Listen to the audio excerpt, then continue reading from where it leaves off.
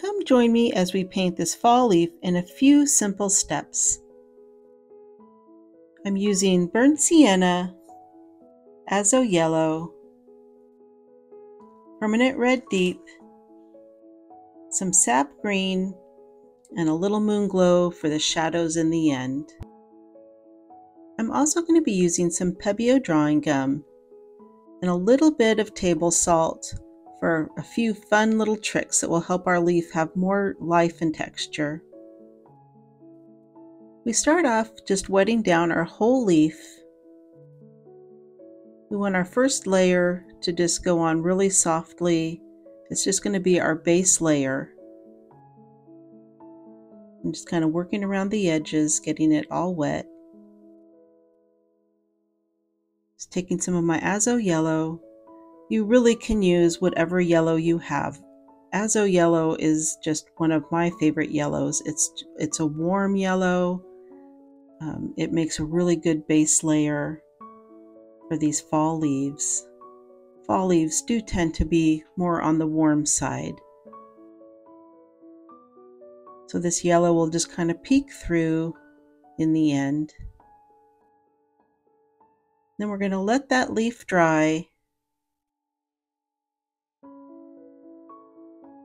And I'm going to bring in my masking fluid. I just take a cheap little brush, roll it in some soap to protect that brush from getting all gummy and ruined, and just take a little bit of my masking fluid, and I'm just making a thin little line to kind of cover up the spine of that leaf.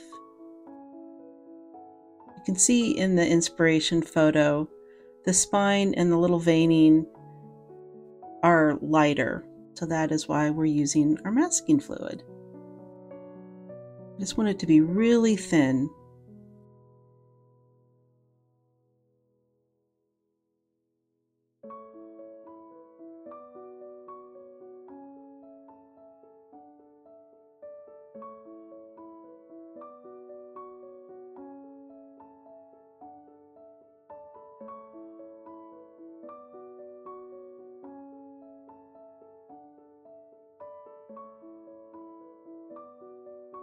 Once we're done with the masking fluid, I let it dry, and now I'm just putting another layer of water on top. I don't want to ruin or rub out any of that yellow that I've already put down. I'm just putting a light layer of water because our next steps are going to be wet on wet technique. So we just need that whole leaf wet.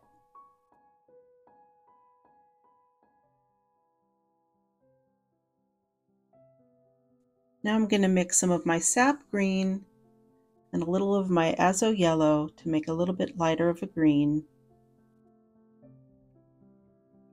I'm just going to kind of let it tap in there and let it spread naturally.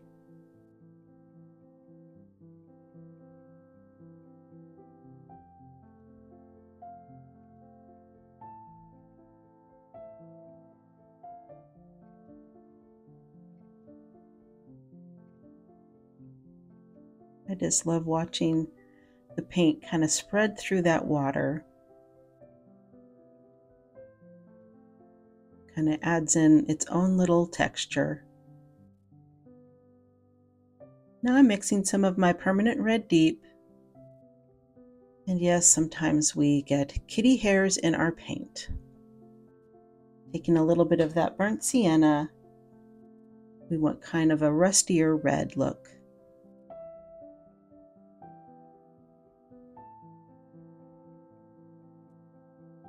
I'm taking a different brush. This one's a number 4 pointed filber.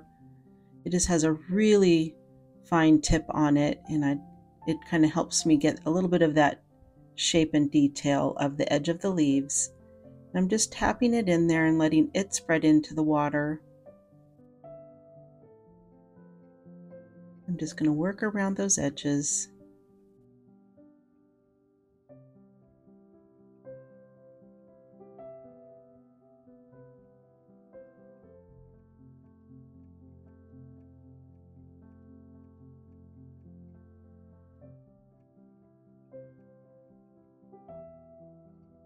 My water kind of puddled up there up on that corner a little bit too much, but I'm not going to ruin it. I'm just going to leave it. Once it dries, it'll just give it a really nice little look to it, so I'm not worried about having a little too much water in that one corner.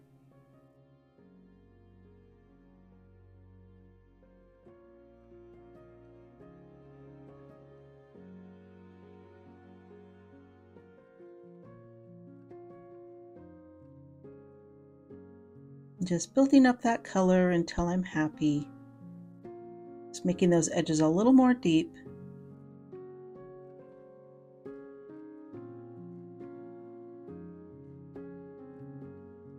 Our colors do fade a little bit when it dries, so don't be afraid to get your colors on there a little bit dark, a little bit deep, because it will definitely turn out lighter in the end. This brush is working really well for me right now. It's giving me a lot of control.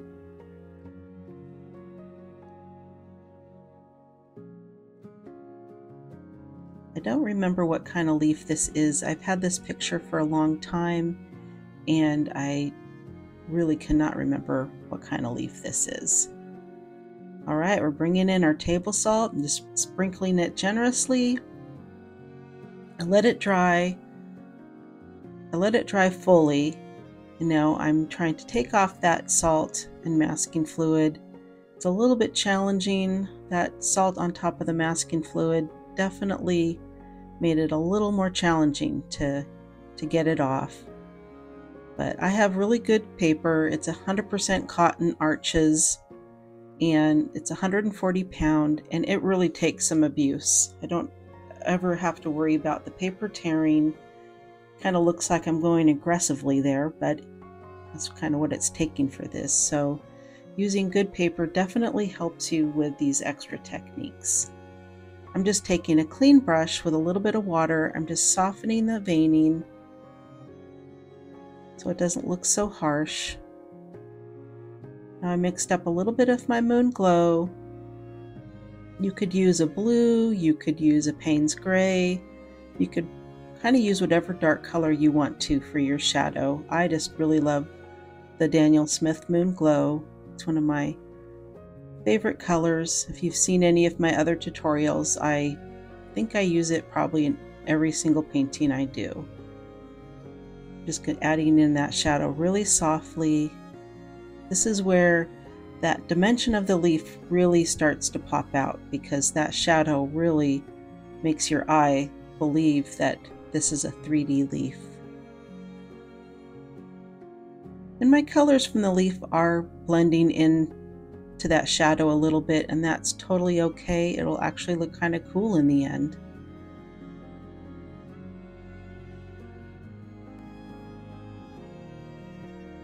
I'm just taking that Moonglow, extra watery, and I'm just tapping in a few places on the leaf to add a little more dimension in the leaf itself. The edges are a little more rough, and so adding that shadow really helps.